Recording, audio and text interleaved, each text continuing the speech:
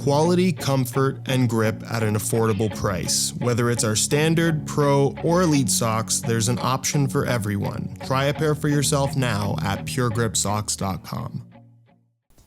Given the absolutely ridiculous number of special edition releases we get these days, this is a pair that will definitely fly under the radar, but I'd argue is one of the coolest one-off football boots we'll get throughout 2025. At least cosmetically, because physically they could have been a lot better. Where we're actually going to start with the box because it's incredibly unique. You can see it has King and Mundial Magazine branding all over the place. It's also half pink and half black, and that's because it's not really a box. It kind of just splits in half and then everything falls out. And then you can use both sides of the box for storage. Actually, maybe that's supposed to hold a magazine. As far as extras go, they do actually include a pack of stickers in black and pink, which are actually pretty cool. And they even include a string bag, which unfortunately is pretty generic compared to all the other packaging and the boots themselves.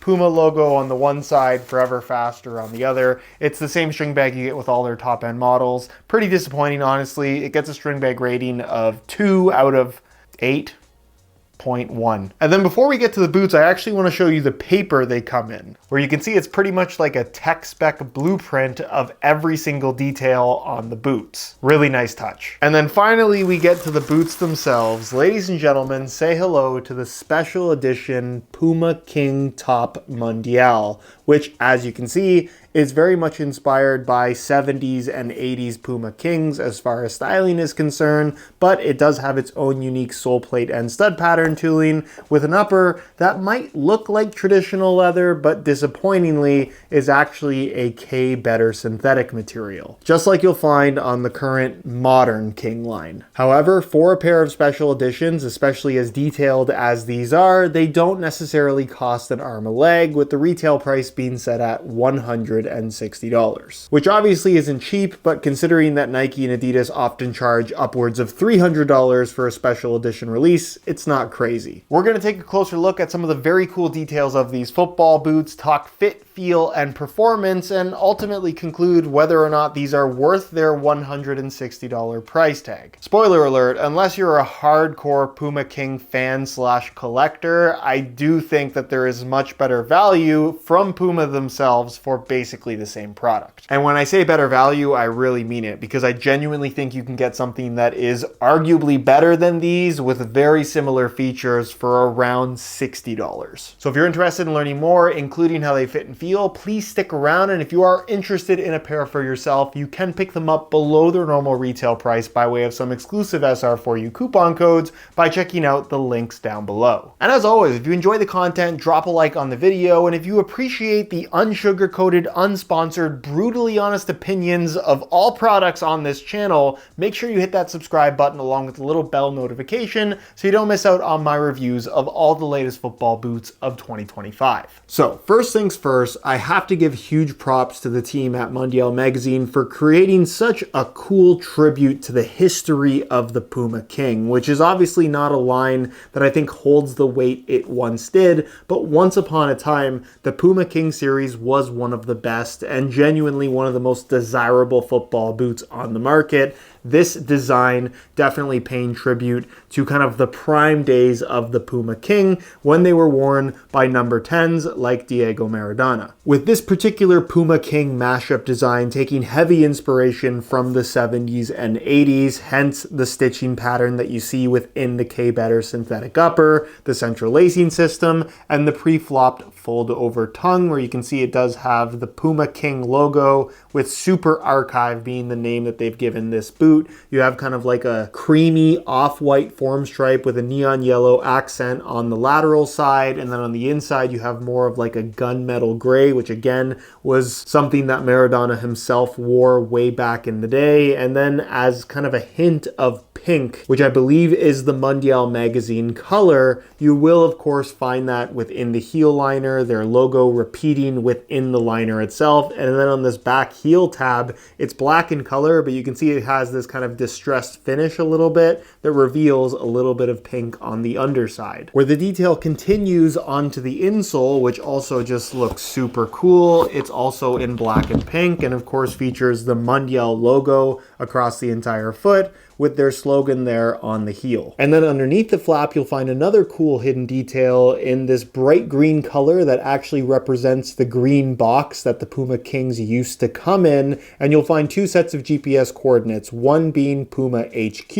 and the other being a bar in Manchester where Mundial Magazine was born. And then on the bottom of the boots, you'll once again find the Mundial logo, this time in more of like a hand-drawn form. And you'll also notice the single pink stud, which is actually supposed to represent the stud that you would always lose back when screw-ins on the Puma King were a much more common thing. But that's enough about aesthetics. Let's discuss the elephant in the room, that is the fact that this is an old school looking Puma King, where from a distance it probably would fool people into thinking that it is actually a leather pair of football boots, but in reality, this is a full K-Better synthetic material, which isn't necessarily the end of the world. And as far as synthetics trying to feel like leather go, I actually don't mind this one, especially considering its sub $200 price tag. But we can't ignore the fact that Puma also makes the regular Puma King Pro, which normally retails for $120, but because it's not the most popular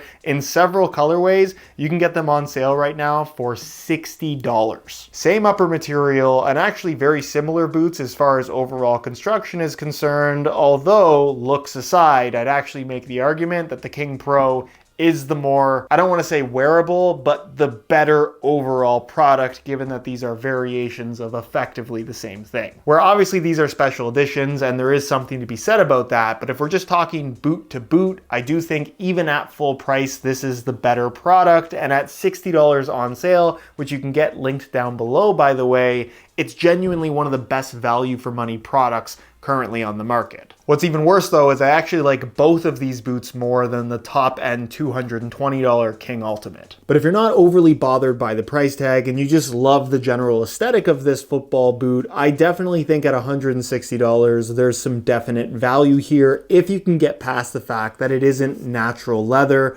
Obviously back in the day, this would have been either a calf leather or a kangaroo leather, and certainly this doesn't feel quite as soft as some of the premium natural leather football boots that you can get right now. But in terms of giving you that more padded touch on the ball, it definitely provides that, and being that it is synthetic, it's not necessarily going to overstretch on you over time, which was a common issue with a lot of these old school leather football boots. It's maybe not so much of an issue anymore, even when you do buy something more traditional, given how materials in general have evolved, both in terms of treatment processes as well as liners. So it's very seldom that you're going to buy a full leather upper and have it overstretch. But certainly if you want a little bit more of that modern, I don't want to say speed boot feel, but more secure sensation that maybe football boots of this style, certainly in the 70s and 80s, wouldn't have necessarily had on offer. It's a football boot that might look old school, but it doesn't necessarily feel super traditional on feet. And as far as technology is concerned, aside from being a synthetic rather than leather, it doesn't really have any extra grip. It doesn't really have anything fancy about the design. The fold over flap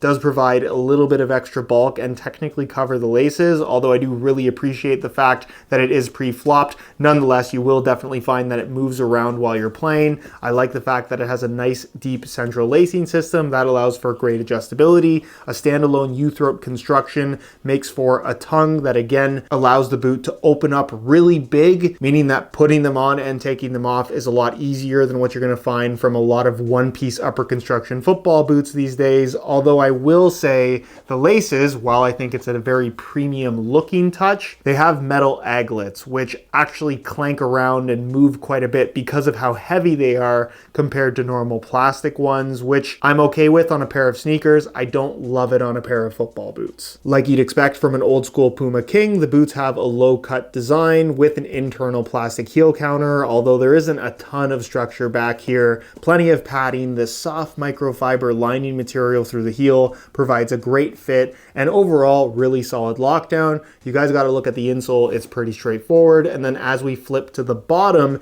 you will find slightly different sole plate tooling than what's found on the King Pro that we just talked about. But ultimately, it feels pretty similar in that it's on the flexible side in terms of how it bends, but it definitely has some structure to it. It's not necessarily speed boot responsive, but it's a little bit stiffer than I think a lot of people might expect, despite its more old school aesthetic. And then as far as the FG stud pattern is concerned, you can actually see the studs themselves are pretty long and have a very narrow profile. So again, despite the more traditional all conical stud shape that this has, they do actually dig into the ground quite nicely and provide plenty of bite while still maintaining that freedom to twist and pivot. In other words, on firm natural grass, the traction will be more aggressive than I think a lot of people might anticipate. And then there's the weight, where given that these two boots feature the exact same K-Better upper and similar sole plate tooling, I figured it'd be interesting to weigh the two side by side, both in the same size 9.5 US.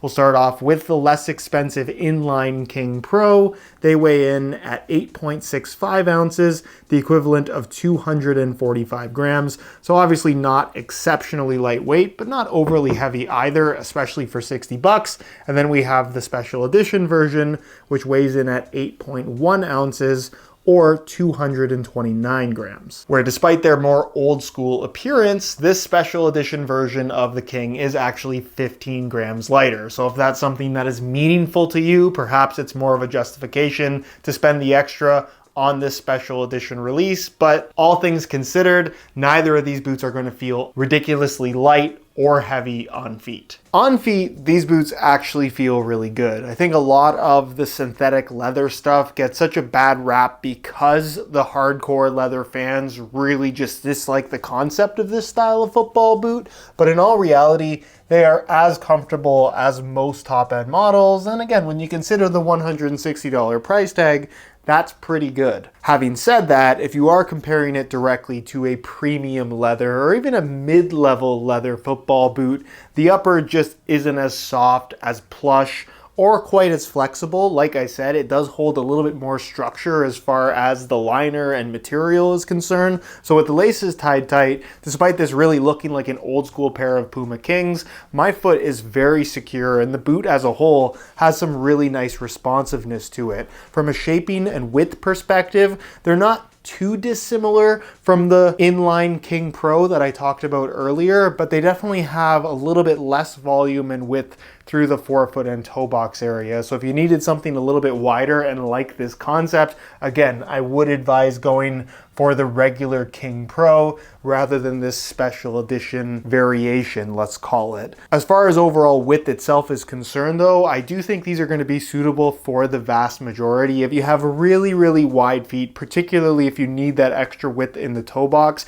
these do have a little bit more of a narrower pointed shape, so it is something to take note of. For exceptionally wide feet, not a great option, but as long as you don't mind a snug fit, these should work for most people in terms of overall width. And as far as sizing is concerned, I'm wearing these in my usual size 9.5 US, and the fit and the length is perfect. So if you are looking to get a pair for yourself, I would strongly recommend going true to size in order to achieve the best possible fit. So in conclusion, it's really quite simple. If you're a fan of the Puma King, a football boot historian, or just a collector and appreciator of detailed football boots, these are a no-brainer and a very cool buy. But if you care more about the fit, feel, and performance, for basically $100 less, I'd get a regular pair of Puma King Pros, and for $20 more, I'd get a proper old school boot in the Adidas Copa Mundial. The choice is yours.